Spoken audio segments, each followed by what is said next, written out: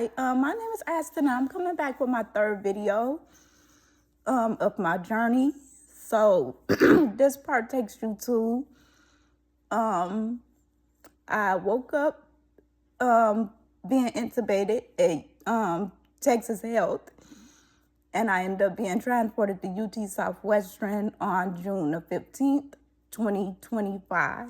I was transported there.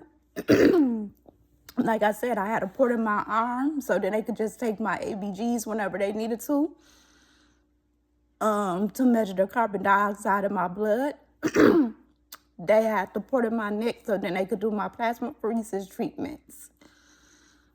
They had the pure wick on me, so if I had to pee, it's supposed to keep me dry, but I don't like the pure wick thing because I feel like when you pee, you still get wet up. May as well just put you on a pamper and let you pee on yourself like a baby. You got a number 2, they gonna put you on a bedpan or you gonna have a pamper roll. And you gotta use the pamper, and then they gotta basically change you like they do a baby. You can't get up and walk or do anything. You can't talk no more. You can't eat food. Hey, don't you get up there on that couch fancy. Don't.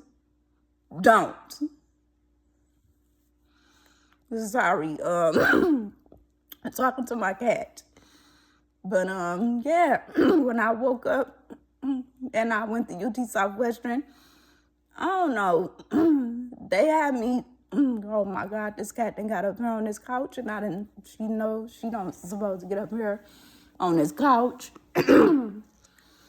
Yeah, get down, you know, you don't supposed to be up there. But anyway, I don't know, I guess some people have a different thing with being medically intubated. When I was intubated, I was fully aware of everything that was going on. Only thing was, it was basically like I was paralyzed in the bed. I couldn't do nothing for myself. I had a feeding tube because I couldn't eat. I mean, I would say, like I kept slobbing all over myself or drooling. Like I couldn't control it. People came to see me and stuff. And what I would do, I mean, I couldn't talk. And I was grateful that people came to come see me because it made the time go by fast. It made me feel like that I was loved and stuff. But, oh my God, the frustration and the patience that you got to go through to communicate with people.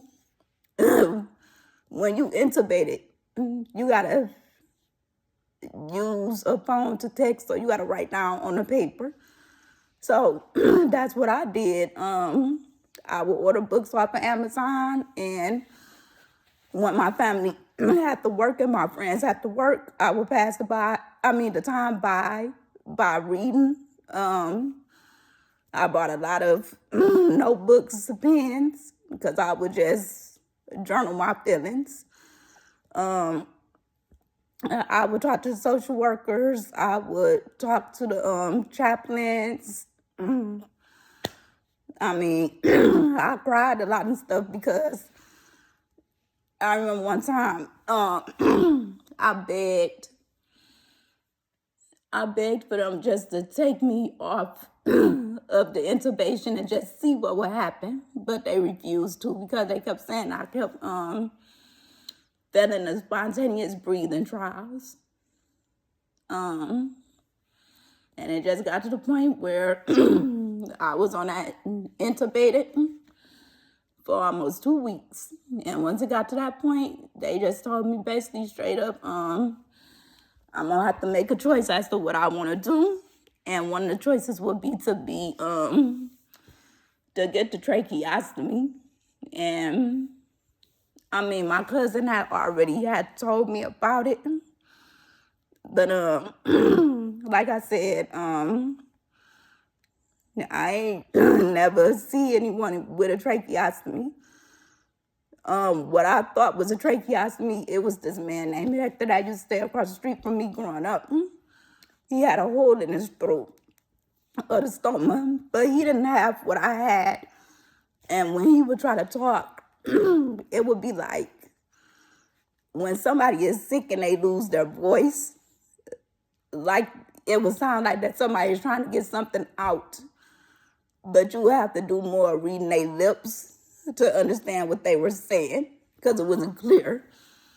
So, I mean, I cried a whole bunch of times when wasn't nobody there because I was like, oh, Lord. I can't believe that, I went to the doctor in the hospitals all this time, and it just seemed like wasn't nobody taking me seriously and stuff. I felt like I was misdiagnosed with Myasthenia Gravis. Didn't nobody listen to me. And then it seemed like they was treating me for Myasthenia Gravis, wasn't nothing working.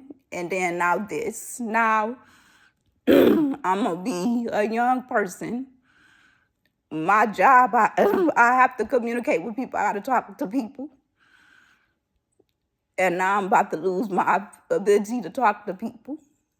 So, I mean, when nobody wasn't there, I would cry, and I would cry. And I don't know, the doctors and everybody, they thought that I was a strong person and stuff. They thought that I was very, inspirational, very motivated. But what they don't know is when they were gone out that room, shoot, I was crying and a whole bunch of stuff. My sons would come to visit me and stuff, and sometimes I had to turn my head away from them, so they wouldn't even know that I was crying and stuff.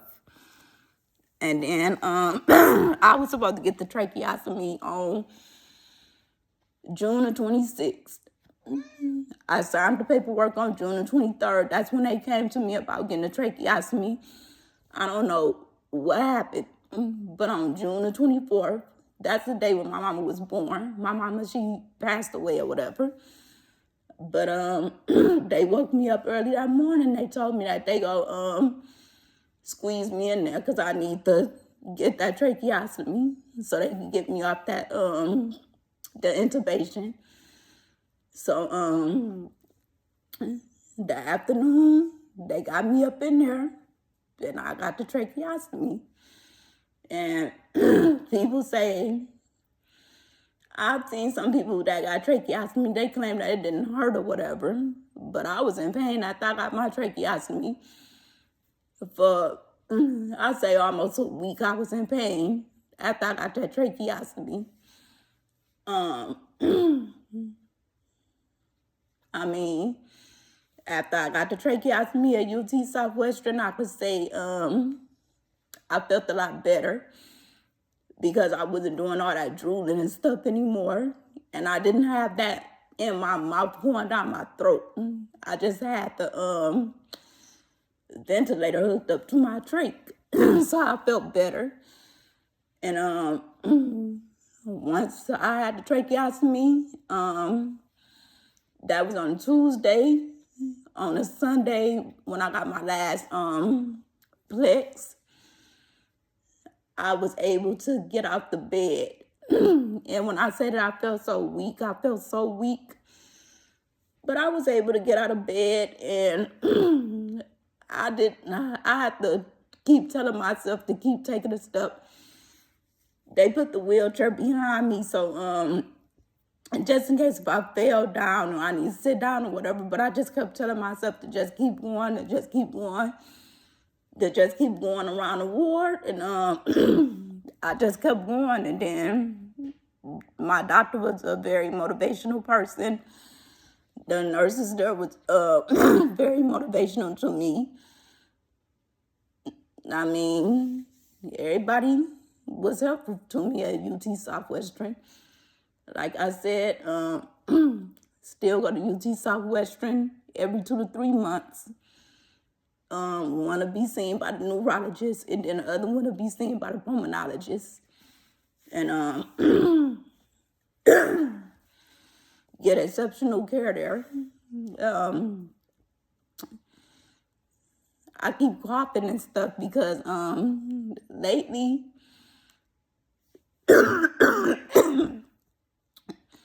using a speaking valve, I don't know, it just be feeling kind of funny a little bit. And my son ended up getting the flu. And of course, I ended up getting the flu.